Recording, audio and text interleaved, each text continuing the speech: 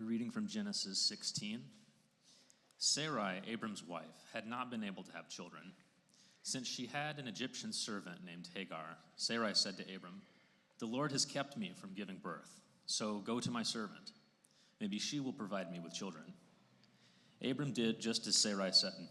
After Abram had lived 10 years in the land of Canaan, Abram's wife Sarai took her Egyptian servant Hagar and gave her to her husband Abram as his wife. He slept with Hagar, and she became pregnant. But when she realized that she was pregnant, she no longer respected her mistress. Sarai said to Abram, "This harassment is your fault. I allowed you to embrace my servant, but when she realized she was pregnant, I lost her respect. Let the Lord decide who is right, you or me." Abram said to Sarai, "Since she's your servant, do whatever you wish to her."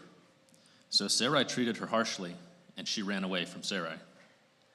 The Lord's messenger found Hagar at a spring in the desert, the spring on the road to Shur, and said, "Hagar, Sarai's servant, where did you come from, and where are you going?"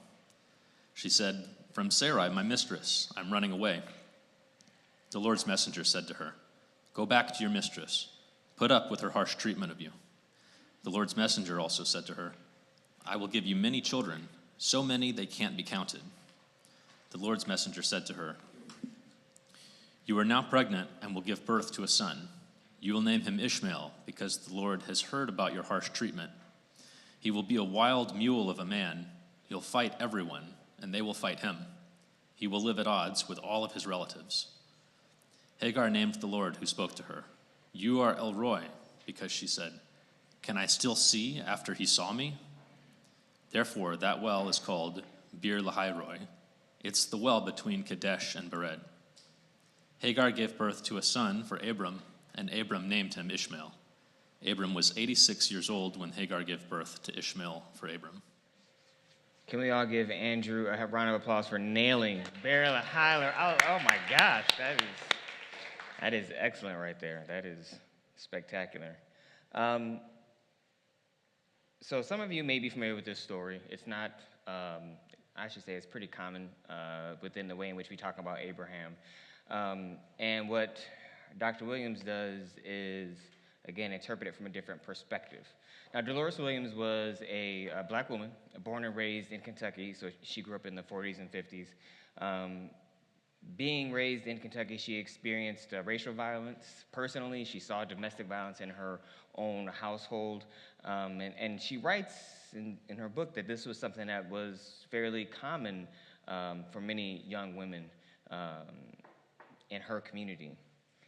And what she said is that often that the older women who had been able to survive and keep their families together would talk about the way in which they were called as black women to make a way out of no way.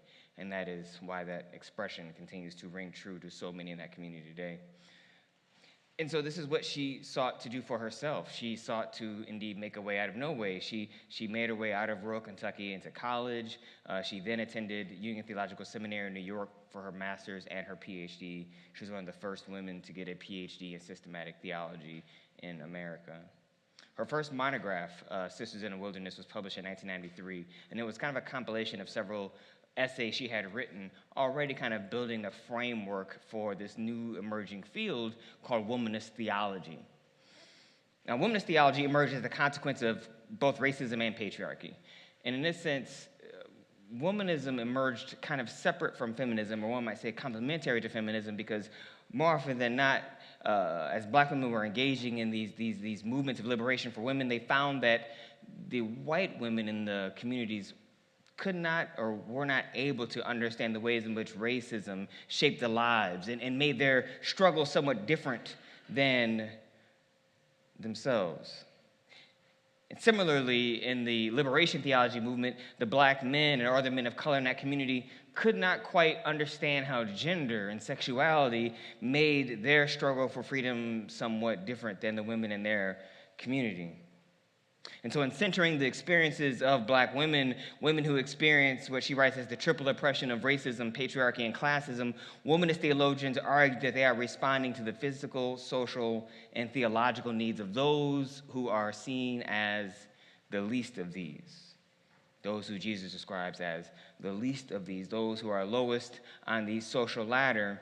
And womanist theologians argue that if black women are free from oppression, that is, if black women are free, if they experience liberation, if society is set up in such a way that black women can flourish, then we all are flourishing.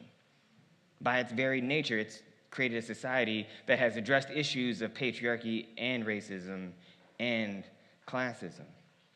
Moreover, what womanist theologians really, how they have continued to shape and reshape the field of theology is they argue for the importance of taking the subjective experience seriously.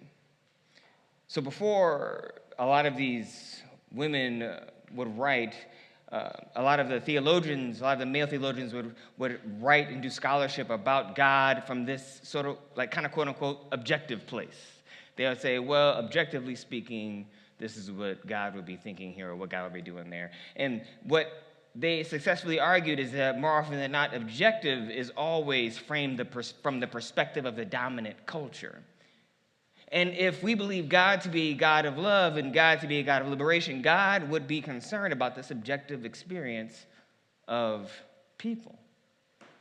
And this is why the Hagar story has been so influential in womanist theology, why Hagar has been so important for womanist theologians, because the story is about the subjective experience of an Egyptian woman who is trying to navigate the conditions of her life that she did not create. But yet she has to figure out how to navigate and live within. Hagar wants nothing more than freedom and flourishing, just like we all would, and yet she finds herself caught up trying to figure out how to make a way out of no way. So as we read in the story, Hagar is the servant of Sarai. And because she is the servant, and because Sarai and Abram are struggling to conceive a child, they're struggling with infertility, Sarai gives Hagar to Abram so they can conceive a child. And I want to just take just a quick pause here, because we're talking about this from the perspective of women. I always find it so I don't say fascinating, but interesting that when you read in the Bible and they're talking about infertility, it's always framed as though it is the woman. And we know through modern science that's not the case. So I invite you to do something I do, is I always imagine it is the man's fault. Because there's no reason not to. Just to switch it up. Just to switch it up. I'm always like, something's going on with him. And really what it does, quite honestly, what it does for me, because fertility and being able to have a child is so important, not only in ancient culture, but also today, it reframes it such that there isn't this immense pressure that's just merely placed on women, all right, when it comes to having a child, that also this is a burden that should be bared equally. Now, part of the reason why, or I would say the entire reason why Sarai does this to Hagar is because according to the customs and laws that they followed, any child that Hagar would conceive would technically belong to Sarai. Sarai could claim that child as her own and therefore be fulfilling her obligation to give Abram a child, and particularly give Abram a son. Now, what we see in the story as it unfolds is that Hagar's pregnancy bears tension between her and Sarai. Now, historically, this part of the story has been interpreted to suggest that the conflict between Sarai and Hagar arose because Hagar began to feel as though she could take Sarai's place as Abram's wife because she was producing his offspring. That's the way most people have been taught the story, if you've been taught it at all, is that the tension is that Sarai thinks she can, or that Hagar thinks she can replace Sarai in this story. However, what Williams writes in Sisters in the Wilderness is that this interpretation doesn't take seriously Hagar's intelligence regarding the rules and customs of the ancient Near East. These rules and customs were not at all that different from those Hagar would have known during her time growing up in Egypt. She would have known that the law prescribed strict punishments for slaves who tried to put themselves on equal footing with the wife. So the jealous woman interpretation that a patriarchal gaze might give to the story is one that is fairly unlikely. However, if we take a closer look at the word used in Genesis 16 to describe Hagar and Sarai's relationship, the Hebrew word is Sifa, which roughly translates to a virgin-dependent maid, right? So it's a virgin-dependent maid, and we know that she was dependent upon the mistress of the house. And so this means that Hagar was a virgin prior to the time she was forced to have sex with Abram. Now, it's also important to note that during this time in human history that female slaves often were rented out. They were rented out as concubines to their masters or by their masters. And the fact that Sarai hadn't let this happen says something about the ways in which Sarai viewed and looked at Hagar prior to this. And what Deloras Williams suggests is that when we consider this part of the story, we might surmise that because of her Egyptian heritage and her protection against sexual violence by Sarai, Hagar had a higher status among other female slaves. So if we think about it from this perspective, rather than jealousy between Hagar and Sarai being the cause of their strife, perhaps Hagar's anger was rooted in a loss of pride and status due to Sarai's betrayal. Perhaps she was frustrated that she felt as though she had been betrayed, that she had lost her autonomy, that she didn't have a choice whether or not she wanted to have sex with Abram. To be sure, both Sarai and Hagar are both concerned about a loss of status.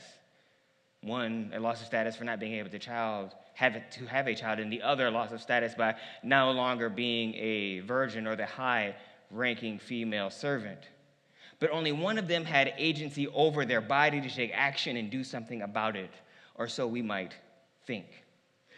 So Abram responds to Sarah's complaints by giving Hagar back to her, and Sarai treats Hagar so poorly that what we see in the passage is that she runs away. Hagar runs away. And to be clear, running away by yourself as a woman is no small action, ever, and especially during this time in human history.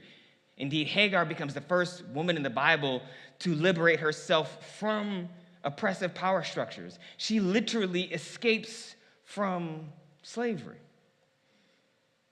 And in her escape, in her flee, in her path, her journey, going back to Egypt, the Bible tells us that she encountered the messenger of the Lord. Now, biblical scholars would agree that in Genesis especially, but probably in most of the Pentateuch, when we see the phrase messenger of the Lord, we can recognize there isn't really a distinction between that phrase and God's self. And so in this way, we might be able to also say that Hagar is the first woman in the Bible after Eve to have a conversation directly with God. And as such, in the midst of this conversation, as it goes back and forth, it ends with Hagar actually naming God El Roi, giving God a different name than the one she had heard from her enslavers. El Roi was an Egyptian term referring to God as the one who sees, the one who hovers over. It's interesting to me, though, what I find fascinating when I read this section is that Hagar doesn't use the name Yahweh to refer to God. That Hagar uses a different name, that she names God, and she is clear to draw a distinction between the way in which she understands God through this name as the God who sees versus the ways in which she probably, we can imagine, heard her enslavers refer to God. You see, there's a history of people who use religious themes and religious ideologies to normalize abuse. And there's a counter history of people who, when they are in their occupation, when they're under their control, these people begin to view God differently. Even if they're using the same words, if they're thinking about the same things, the way in which they think about God and God's relationship to them is fundamentally differently. And we see this in the history of slavery. Not only in slavery as we see it in the Bible right here, where you have a person who is enslaved naming God differently because her experience of God is different than her enslavers, but we see this in the through line of slavery in America.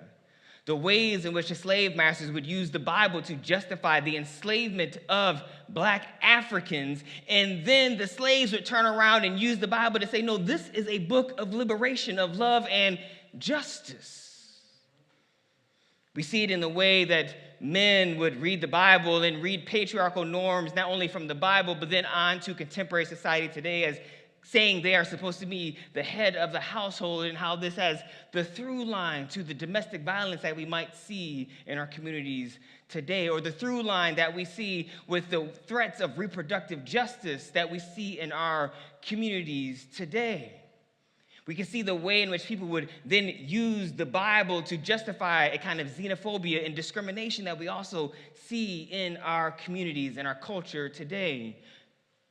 These people read the Bible in such ways where they say, well, history makes us feel bad, and we're supposed to see ourselves as good people, so we don't want to teach our children any kind of history in schools that's going to conjure up any kind of critical self-reflection that might make them feel bad about their ancestors or their ancestry.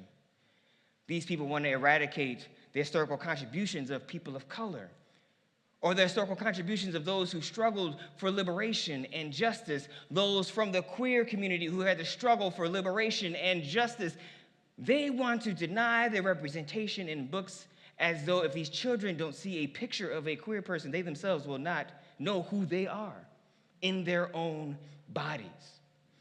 And yet what we see in the story of Hagar and what we see in the history of those who had to liberate themselves from oppression is that they experience God differently, and as such, they name God differently. I'm not sure if you've ever actually been to a predominantly black church or predominantly Latino church, but I can tell you worship service is a tad bit different than you might find it in a place like Westwood United Methodist Church. There's a way in which we engage the text, the way in which we sing our songs, the way in which we talk about our relationship with God, that it hits a little bit different, because our understanding of who God is and what God has done for us, it rings true because that is so close to our own experience, because so many of us are still in the midst of overcoming oppression. Our understanding of God is a God that is one of love and liberation. And it comes out different. It comes out in a way that might inspire, that might inform, that might give someone the energy and encouragement they need to make it through that week. They know that the God of their oppressors is not the God that they know to be true. The God that these folks worship to justify their hate is not the God that they know to be true and the God that they love.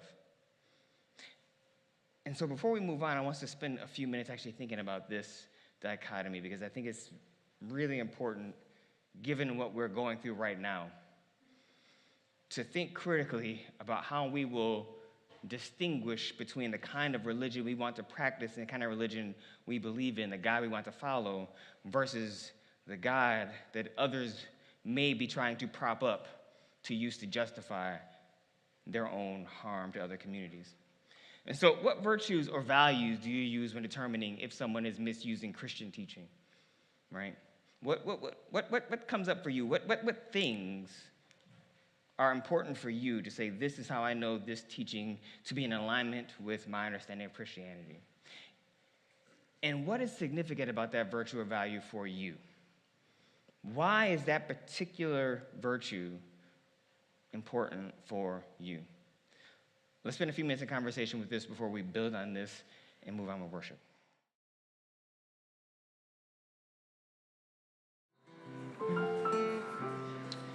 So this is the time of our worship service. We want to invite you to be in an attitude of prayer, where we have our prayer stations around this space for you to engage if you feel so moved. We have a candle lighting station if you feel so inclined to light a candle as a kind of specific prayer of lifting something that's on your heart up to God. Or if it feels more appropriate to you to go kneel in front of the altar to pray, if that feels right for you, we have a space over there under the Prior Progress flag. Or if you feel so moved to write a note or journal something down fold it up, put it under a rock. We have our prayer wall right behind you as well. Please use these stations as you see fit and are able. Let's all bow our heads together and have a moment of prayer.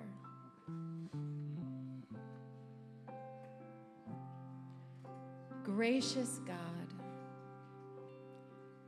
our fear of the unknown can sometimes keep us from moving at all. Help us to settle our minds when we don't know all the things that we wish we did. Protect our minds when anxious thoughts about the future refuse to leave us alone. Deepen our breath, for within each breath, we breathe in your Spirit. Bring us into communities that we can trust when they tell us we are safe. And when we begin to worry, help us be kind with our own self-talk and tender to our bodies. Remind us of the courage you have given us, so that as we confront the reality of our fears, we can rise to the occasion and allow love to triumph. Keep us mindful that love is the only way to peace. Amen. Morning, everyone. Morning. My name is Wesley. My pronouns are he, him, and I have your announcements this morning. Thank you, Jeremy, for doing the announcements last week. Where is he? There he is. Thank you, Jeremy. These aren't my announcements. These are our announcements, and so anyone is welcome to give them. So let me know if you're interested in that, and I'll definitely slot you in. So if you're newer to our community, the best way to get plugged in is to join our newsletter. It comes out on Fridays, and it includes all of these announcements that I'm making today and many more.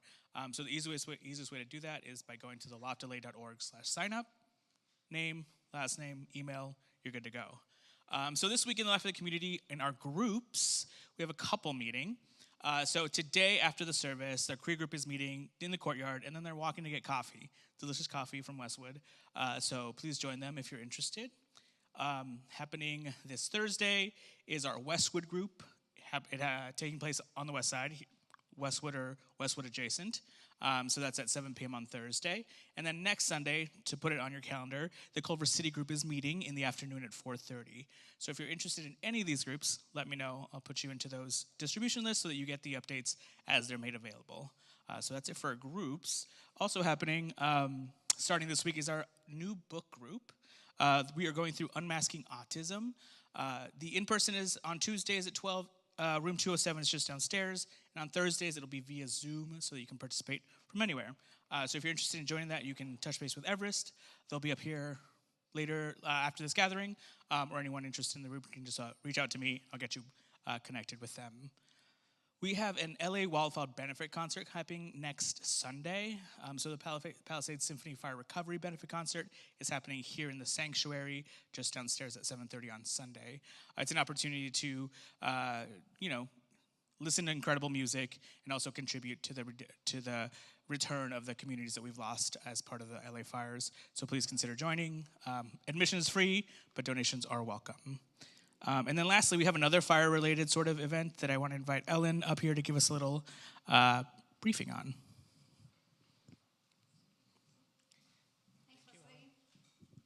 Good morning. My name is Ellen Evans-Agee, and I'm one of the lay leaders here at Westwood.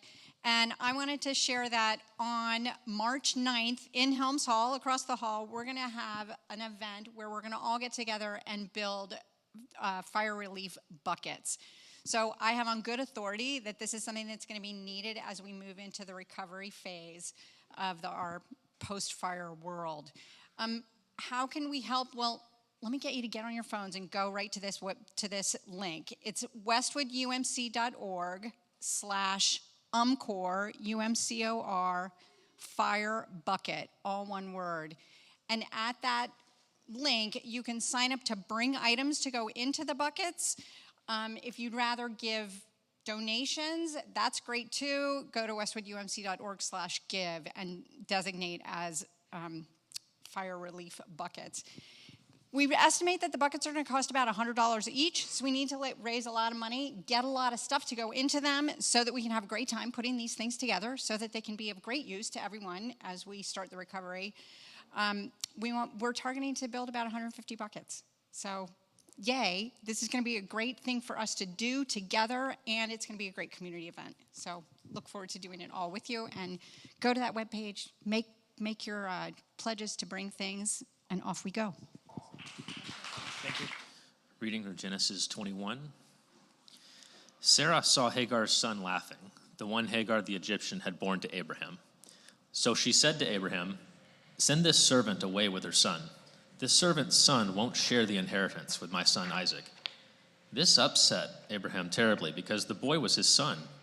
God said to Abraham, "Don't be upset about the boy and your servant. Do everything Sarah tells you to do, because your descendants will be traced through Isaac. But I will make of your servant's son a great nation too, because he is also your descendant."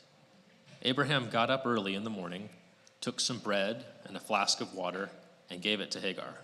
He put the boy in her shoulder sling and sent her away. She left and wandered through the desert near Beersheba. Finally, the water in the flask ran out, and she put the boy down under one of the desert shrubs. She walked away from him about as far as a bow shot and sat down, telling herself, "I can't bear to see the boy die."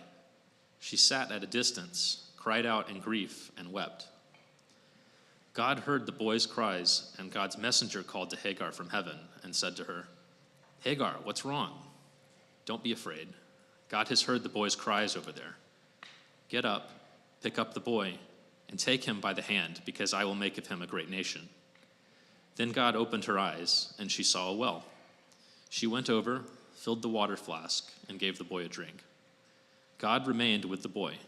He grew up, lived in the desert, and became an expert archer. He lived in the Paran desert, and his mother found him an Egyptian wife. As we finish Genesis 16, what we see is that Hagar is almost free, on the path towards freedom, heading back home to Egypt. And I think it's a reasonable question to ask why God would want her to return to her oppressor. Why would God encourage her to go back to where God knew she would experience suffering? Williams suggests in her book that Hagar's survival, is perhaps the only realistic reason why this could have been suggested. Perhaps Hagar and her unborn child were not going to survive the journey all the way to Egypt, and so returning to Sarai and Abram was the only option. Perhaps it's the only way they're actually going to be able to survive. But I want to be clear, this part of the story, the part where a runaway slave returns to her enslavers, this is not a part of the story that is about liberation. Rather, it is about a mother making the choice to provide for her son, even though doing so would cause her immense suffering. This part of the story is about the ways in which women have centered the lives of their children, prioritized the lives of their children over and above what they actually needed to make sure that perhaps their child's future might be better than theirs. In truth, it is much easier to see love in Hagar's actions than it is, honestly, to see love in God's actions in this moment, in this story. And yet we know God to be a God of love. And so as the story continues to unfold, the mystery of divine love and the way that love makes itself known to us continues to unfold. So as we read in chapter 21, Sarah eventually gets pregnant. Eventually, Abraham is able to, get things figured out in a way that allows him perhaps to provide the necessary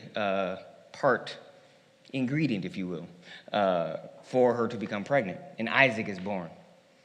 Now, even though technically Ishmael is the oldest, and technically Ishmael is Sarah's son, this was the whole point of Hagar sleeping with Abram, even though technically that was the case, Sarah doesn't have anything to do with Ishmael. Sarah does not treat Ishmael like he is her son.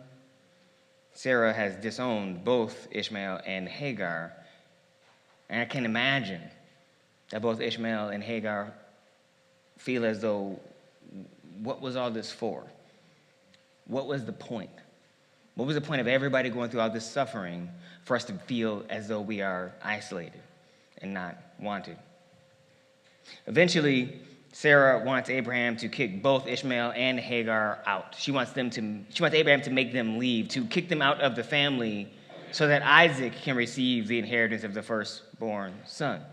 Because if Ishmael stays, then he would be due the firstborn's portion.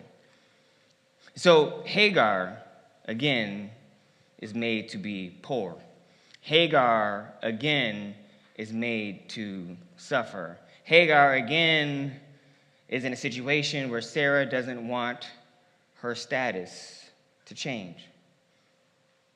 The gravity of this situation cannot be overstated to say we want to kick someone out of a family, because family in the ancient Near East was everything. Family was everything, and the family, the people who considered to be family were united both by blood relationship and by common dwelling place. So to build a family, the words that we use to describe building a family would be kind of like building a house. There wasn't a concept of a nuclear family. It wasn't just people you were necessarily related to. It was all the people who were in your house, in your immediate community. These people were considered your family.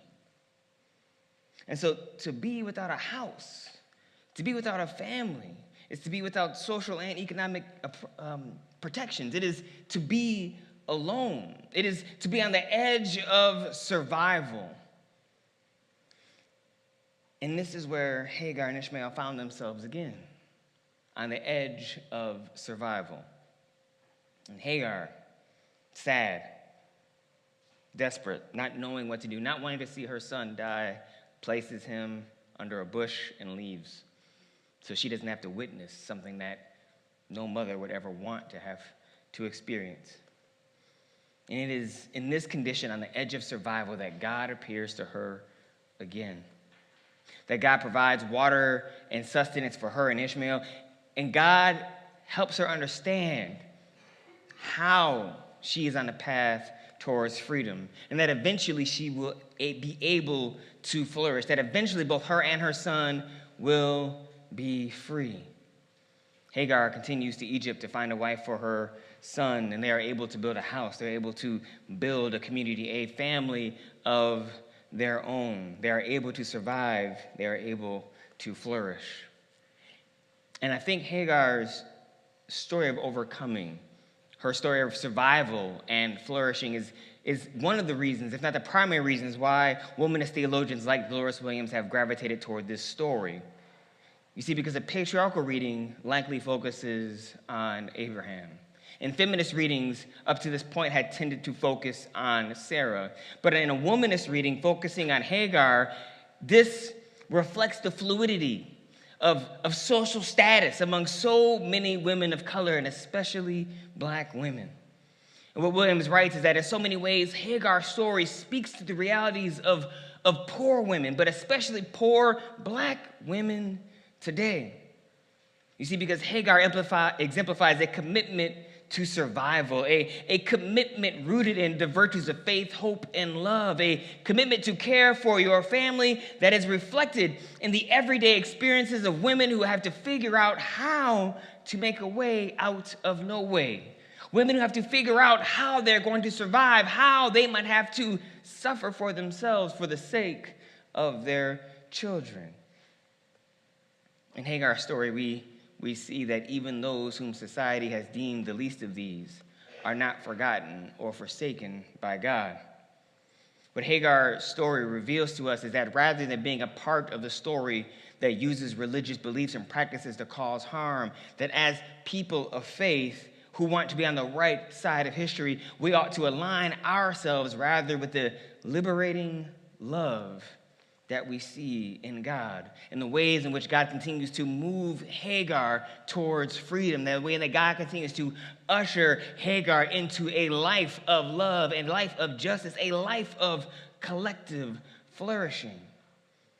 You see, we are called to help build a society where we work with and alongside God, creating communities where those whom society says are the least of these, that these people feel loved, that they feel as though they're being treated with dignity, so that no one has to feel as though they are alone, that no one has to feel as though they are without a family. So indeed, no one has to say that oft-repeated phrase of having to make a way out of no way. We should be providing the pathways for people to flourish.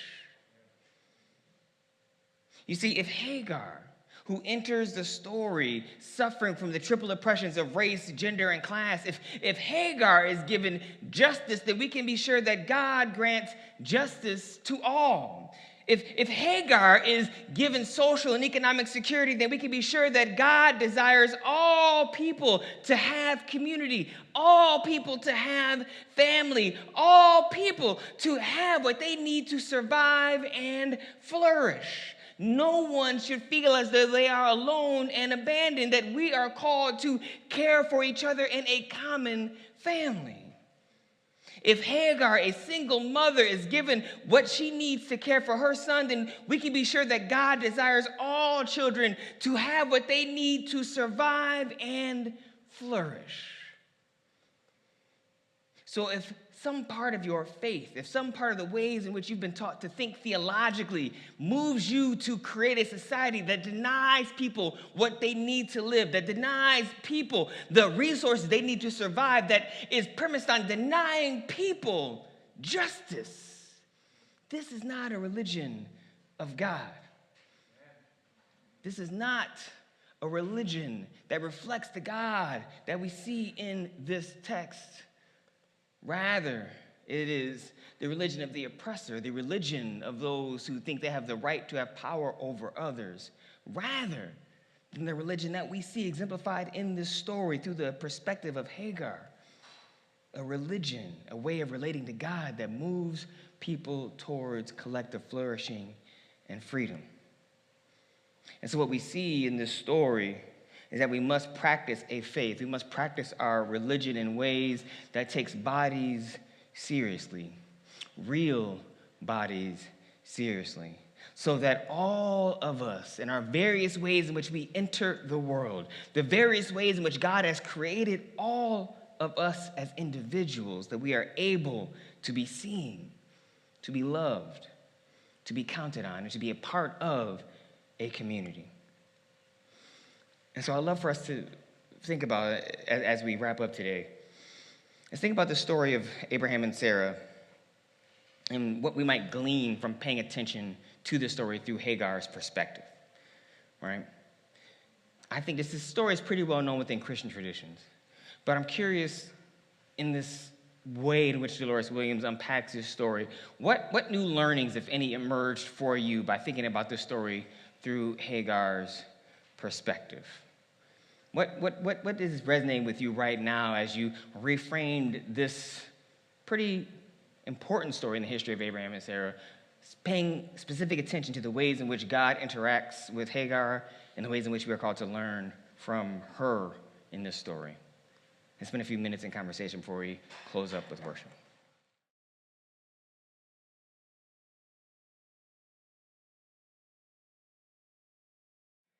I invite you to receive the benediction. May the grace of God go with you as you leave this place.